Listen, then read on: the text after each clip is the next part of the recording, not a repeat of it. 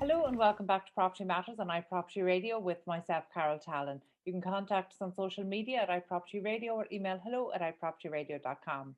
First up today, I'm joined by Ivan Gaine, Managing Director of Sherry FitzGerald New Homes and newly appointed Chair of Industry Representative Body Property Industry Ireland. Ivan, you're very welcome. Thank you for joining us today. Thanks for having me, Carol. Yeah, delighted to speak with you. So if you weren't busy enough being the managing director of Sherry FitzGerald New Homes, you've now taken on the chair at PII. So obviously a glutton for punishment at this time in the housing market. And yeah, with three small kids, I think my key to success is collaboration and delegation. Lots of good support, both here and at home. Yeah, no, thank you very much for the introduction. I suppose to introduce Property Industry Ireland. As you've said, it's a cross-disciplined industry representative body, and it forms part of IBEC, along with I think 39 other trade organisations and different things. And I'm looking forward to getting involved in the National Council, and I suppose seeing how property inflects with Retail Ireland and all of the other different bodies within IBEC. We work with the other representative bodies as well, particularly the Society Chartered Surveyors as surveyors and as per the day job. It really is a fantastic organization given its breadth and depth of experience. We have 4 key committees, the Supply and Demand Committee, looking at both housing need and property need. So it's not Housing Industry Ireland, it is Property Industry Ireland. We have a finance committee, obviously looking at development cycles and consumer financing. We have a construction innovation committee, and we have a planning and development committee. So we've had some great successes over the last sort of decade or so, some of which would include sort of the fast track planning, which started well, is sadly finishing with obviously the sort of judicial review piece, and perhaps tweaks rather than throwing the baby out with the bathwater would have been sufficient. We were also very involved in consultation and origination of sort of the ideas around shared equity, and would have had interactions with Homes England. And I'd say it's the great bit is around the different expertise. So from principal developers, from funders, from planners, to the tax advisors, to agents, surveyors, economists. It's really that broad church that we really enjoy and find really beneficial. So it's daunting, but exciting. I think when it was muted towards the end of last year, I thought we were coming out of COVID, and we had housing for all, and there was a bit of energy and pep in the step. But taking it on the last fortnight, the horizon is a little bit more challenging for sure. So I think that need for engagement, collaboration, and urgency is as critical as I've seen it in the last more than 2 decades. It's interesting when you reflect on what's happening now and then look back over the last 2 decades. It feels like we lunge from crisis to crisis across the property industry, but particularly across housing. And the last 2 years, I suppose, last 3 years even, we were getting to a stage where after the crash, the market looked like it was on the right track. Then you're hit with Brexit, COVID, and obviously now with the war in Ukraine, that actually across all facets that feed into delivery across the property industry, all are impacted. News is being dominated at the moment by construction costs. Our planning weekly is in the media described as broken, and we know that there's a need to digitize, but it goes so far beyond that. When you bring a group of experts together, Ivan, how hopeful are people that actually we can make progress? Because I've been in this industry almost 2 decades. I can't remember a messier time, and I'm saying that having survived 2009 to 2011. I can't remember a more complex time where it felt like we were further and further from a solution. Yeah, I think we're always hopeful. I think it's, as Napoleon said, a leader is a dealer in hope.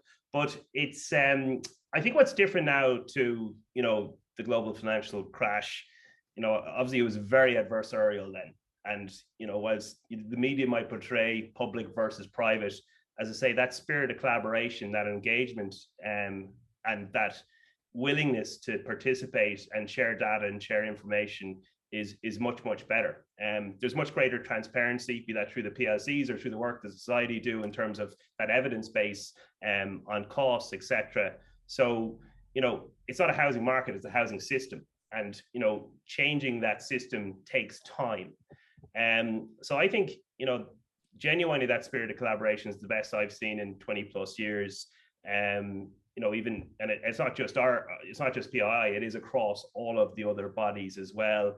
And, you know, there's really good people in the housing agency, there's really good people in the department, and they have a huge amount to output. And, you know, I think that's what will get us through. You look at the Scandinavian countries, you look across Europe, the public-private participation works. There's trust there, and there's engagement. And I think in the last number of years, that has definitely improved, you know, be that through Rebuilding Ireland, be it now through Housing for All. So, you know, I think having that interaction and that communication and collaboration, as I keep saying, is absolutely critical. And, you know, I think, as I say, the likes of shared equity will help, you know, a large cohort of buyers. It's later than we would have liked to see. You know, it was announced, you know, probably the guts of 18 months ago now, but it will hopefully launch into this later this month, into June. And that will have a big impact for people, and you know, hopefully assist single buyers. And I think it's going to be bigger in scale than it had been originally anticipated. So, you know, Housing for All was launched last year. It's kind of completed its 6-month cycle. It's 6 months old. It's going to take time. Clearly, there's a lot of industry frustration around, you know, the pace of those different initiatives coming through. But you got to say there is progress. But there needs to be a more critical progress now in light of, you know, the terrible situation in Ukraine. And, you know, I suppose when I was asked to take on PII, I thought, Housing for All is out, COVID's over, it'll be kind of fine for a couple of years. But as you say, it is at an extraordinarily messy time. And, you know, I suppose the risk sharing in terms of the viability and that understanding of viability, and that transparency on the maths is really, really important. Ivan, I appreciate that you know, you wear two hats, and I'm conscious of that. But I need to ask, in your opinion, is Housing for All the right vehicle for delivery? Well, I think it's, you know, it's a bit of a case of let's not let perfect get in the way of better. There are some really strong initiatives in it that can be impactful. We just haven't seen the detail of those being released, you know. So, you know, addressing judicial review, the establishment of the courts, you know, the changes of the planning bills, etc., are fundamentally required. So, you know, there's things that can be done sooner and things that can be done later. But I think there are some good soundings. I mean, just at a base level, the fact that it sets out annual targets by tenure across all of the different areas of rental, of social housing, of private housing, that's actually an achievement, just to have that stepped target by tenure per annum. No other plan even did that. So we had, you know, again, the divisive narrative of rental and people referring to birds of all colors and creed, etc. And it was very adversarial in terms of the language, whereas at least Housing for All is ampersand, it's this, that, and this, that, and the other. I suppose it's the emphasis initially is on public housing, but more will come through, I think, in terms of support of private housing. You know, we're waiting to see some of the detail on Creek Quinaha, which is the subvention for delivery of owner-occupier apartments, which again, theoretically is a really good initiative. So if Creek Quinaha is established with a shared equity product, you know, that will make apartments affordable for people. And, you know, as I say, it's I think there's more work to be done in terms of comparing the affordability or the viability and the construction costs in Ireland compared to other jurisdictions. And I know some of that work is beginning to happen as well. I mean, one of the easy things to when you think about it is we talk about houses and apartments, and, you know, there's big debate on density and height, but they're not the same thing. And I think we've had lots of variations on apartment guidelines, you know, be that the introduction of build to rent and changes in sizes and dual aspect requirements and everything else. but we've had very little change to housing guidelines. Housing, as in traditional owned or housing, can be delivered at 35 and 40 hectare and more by reducing some of the minimum and maximum standards. So we had public open space at 10%. If we reduce the 22-meter distances on back-to-back houses and reduce minimum garden sizes, you can achieve a much more viable mix of homes, which would serve lots of communities, towns and villages in a much better way. And that's a change in guidance, not a change in legislation. So I think that's something that we're going to see socialize more fully, and we need to get on and make those decisions. So that's certainly a strand of work that's been worked within PII, and I think is going to be important. It'll take a couple of years to come through, without. Why do you think that hasn't been done? Because when it comes to apartment guidelines, as you pointed out, we've certainly had more recent guidelines. There's been changes around them. Housing, not so much. Why do you think that is? And do you think that that's feeding into the dominance that we're seeing of apartments? Yeah, it definitely is. And I don't know the answer as to how it hasn't happened. We've been talking about it for quite a few years. To be fair to the previous minister, he talked around the Cambridge topographies and some of those new ways of doing it. This isn't even that. This isn't getting into interlocking duplexes or anything else. This is traditional housing with smaller gardens, but with much more greater quality spaces rather than not. And maybe industry collectively hadn't kind of figured it all out. And there's been industry responds and reacts to policy. We try and inform policy, but there's been different iterations, and I say obviously COVID and other sort of scenarios, and probably a lack of awareness of the legacy of older permissions that were being washed out and developed through the system, and probably not that full awareness and consciousness. So I think it's much better understood now, and I think it's something that I say could be quite transformational, albeit it'll take a couple of years once the guidance comes through, to have that coming on board.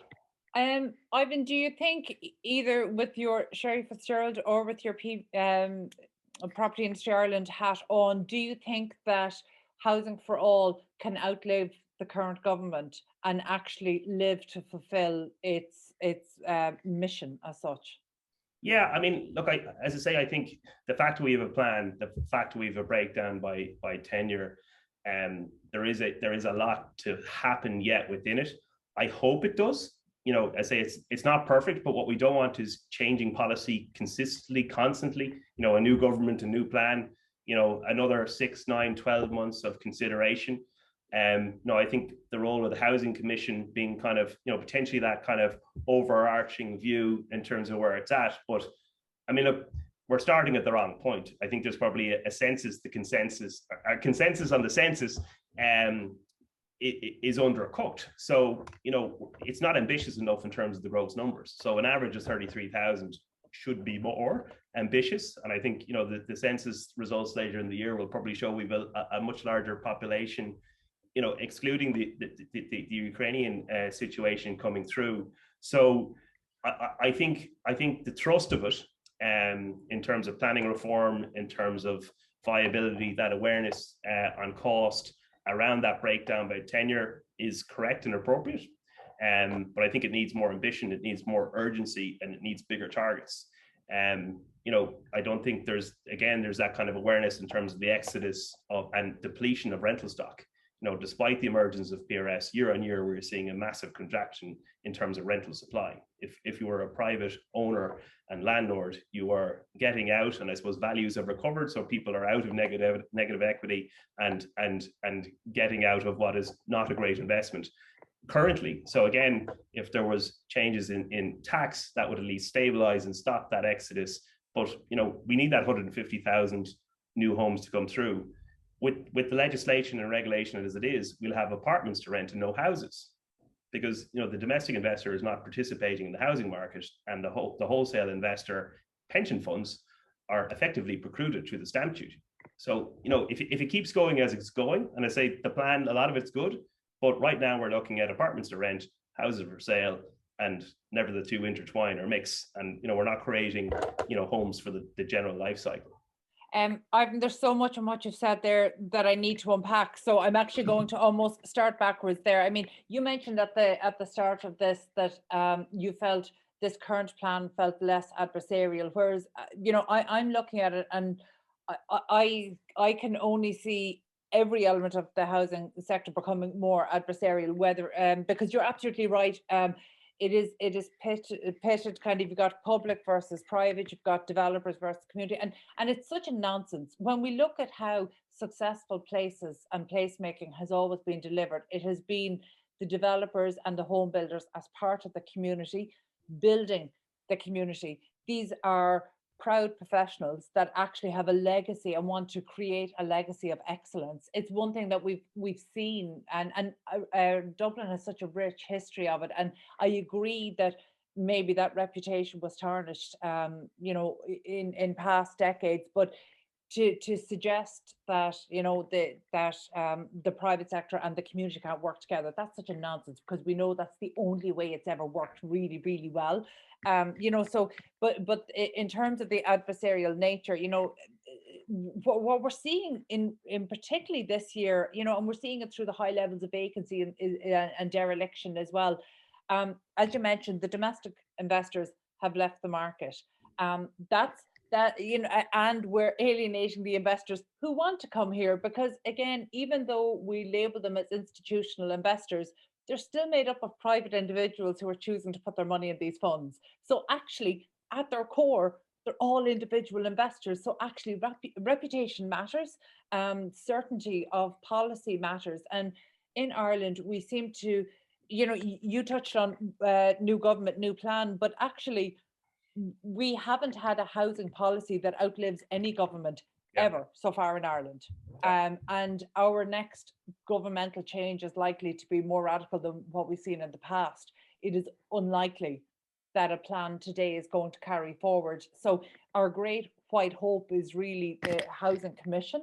Do we feel that will that be strong enough? Will it be like Bord Fáilte? Will it be like Bord Bia? Will it have that kind of will it have the gravitas to be able to withstand any political pressures and any political cycles? Yeah, I mean, again, maybe kind of be like the IDA and make a success of it. So, I mean, look, it's you talk about the PRS and the institutional investment, and people give out about the quantum. We should be attracting twice that investment, at least twice that investment. We've a mortgage market hovering around 10 or 11 billion. If you do the maths, and we've a subsidized secondhand market. We should be transacting a lot more secondhand stock. We probably need capital flows per annum of about 30 billion. So we've 10 billion of mortgages. We've about 4 billion coming from the state. We've maybe 2.8 billion into residential investments, albeit a chunk of that is in standing stock. It's not new delivery. And whilst we record it in terms of the investment agents as it being a transaction, it's typically a deal agreed with stock coming in 18 or 24 months' time. You have a good portion of cash investors. So there's about a 10 to 12 billion capital money gap, if you like. So, we need the mortgage market to grow to 16, 17 billion. We need institutional pension funds to double their activity, and we need to stimulate that activity, because otherwise the burden falls back to the state. And, that's not good for society. It's not good for Ireland. And I think, that is the reality of where it's at. And I say, it's simply do the math. And, you think of 30 billion per annum, there was 40 billion mortgages back in the heyday. So to aspire to that and have a target for that sort of mix, and that's only using the housing for all kind of targets, it actually should be, maybe closer to 35 or 40 billion. So there's room for all actors, all stakeholders, but we should be stimulating that investment for the public and for the public good. And as I say, it's a big challenge. Well, okay, but even taking one of those, which is the need for greater levels of capital coming into Ireland, how can we invite capital in when there is a state policy of name calling, which sounds so petty, but actually that's what we're down to. But also, I inconsistent policy making. Money needs certainty. Yeah, I think the government are aware of that, and I think I think you might have commented that housing for all is divisive or adversarial. The reporting of it is adversarial. The engagement and what we see in terms of the endeavor, both in the private and public side, is not adversarial. It's very supportive, and there's genuinely, shoulder to shoulder type engagement. But the soundbite, the noise around all and everything, and how it's wholly politicized for political gain, is the issue. It's not on, actually the stakeholders. The stakeholders on all sides want to roll up their sleeves, want to figure it out. There's some very smart people around a lot of the industries, which I rely on, not including myself within it. And, there is that endeavor, but it's how it's reported. And that's why, to talk to you today is important, because it's around communicating the challenges within the system and say it's not market forces alone, it's systemic challenges and issues that need a refinement. It's planning, it's infrastructure, it's lack of investment over a very, very long time. And, we need to be more supportive. It's like the Irish soccer team a few years ago were deplored, and then it changes, and it's kind of, you get behind them again. So we got to kind of get behind the plan. The plan is not perfect, but it's a pretty good plan. It's a good starting point. It can vary over time, but I suppose what we don't need is, as you say, to stimulate that investment, to have certainty and consistency. We don't need root and branch changes all the time. We do need to get some fundamentals right around planning and land. We could go in, open up the whole kind of VAT sort of scenario, but I think that's probably improbable. But I think there's probably an attitude to any problem. If you think you can't fix it, you won't. But I think there is an urgency now in terms of what's happening globally, that we shouldn't waste the crisis. Yeah, no, and do you know what? Actually, I'm glad that you framed it as that we shouldn't waste a crisis, because actually, I believe that after the crash, we wasted so many opportunities to reform and get things right. But let's take it down to just your day job level.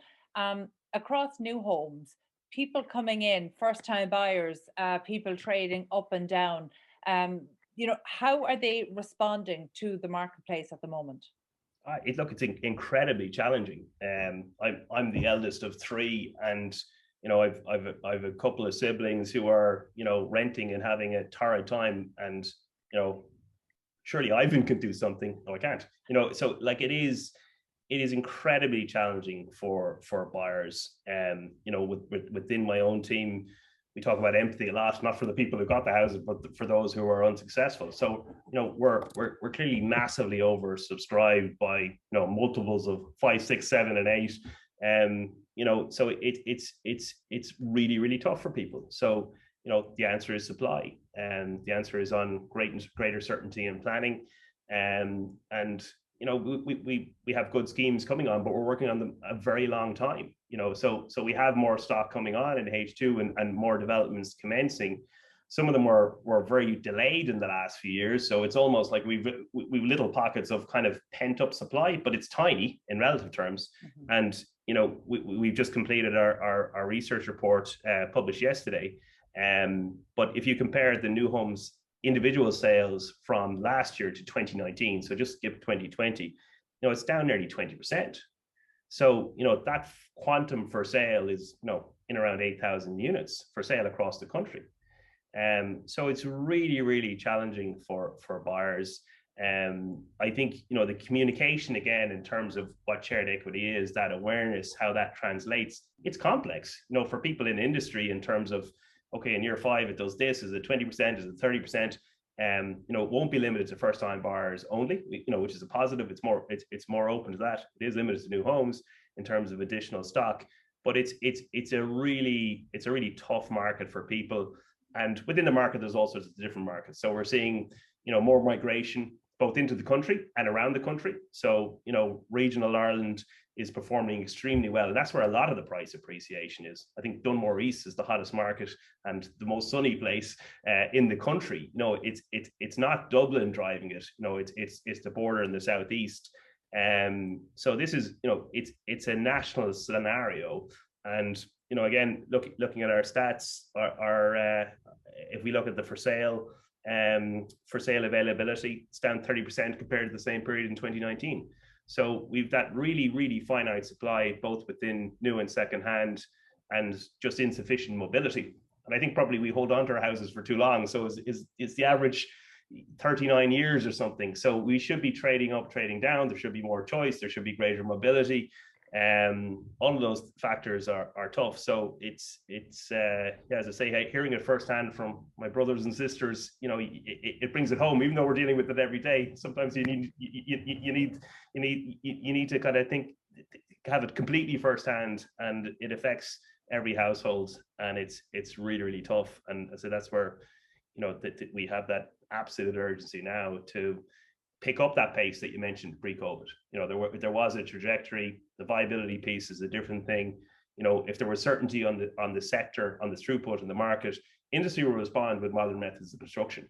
Again, it's quickening up the pace in terms of new ways of delivering. And, you know, there's CLT, cross-laminated timber buildings of huge height coming up around the world. We can't get there as yet. So, you know, I think we need to be brave. We need to be ambitious. And we need to get at it quickly. Okay, very good. And final question, Ivan, because of course I'm conscious of time, but for first-time buyers coming in through your doors today, what advice are your team giving? Yeah, I mean, look, I think it's to be really well prepared. You know, clearly and obviously think about your location. Think about what concessions you're going to make. You know, it is really, really tough. And you know, you do need to move early. I mean, we kind of, you know, the most transparent way is kind of first up, best dress, and it is a competitive marketplace out there. You know, watch for the initiatives, watch for shared equity. But you know, it's going to take, it could take 10, 11, 12 months by the time you secure that property. It is a long search. But you know, for people who are forced into a rental accommodation, they're going to be, you know, buying their property for probably 50% of what their outgoings are. Nearly every project sort of equates to that. But I would say try and remain hopeful. And you know, yeah, it's hopefully it's all worth it in the end, and together we can do it. Okay, no, that's a good hopeful note to finish on, Ivan. Thank you so much. That was Ivan Gaine, Managing Director of Sherry FitzGerald's New Homes and newly appointed Chair of industry representative body, Property Industry Ireland. We need to take a quick break now. Stay tuned.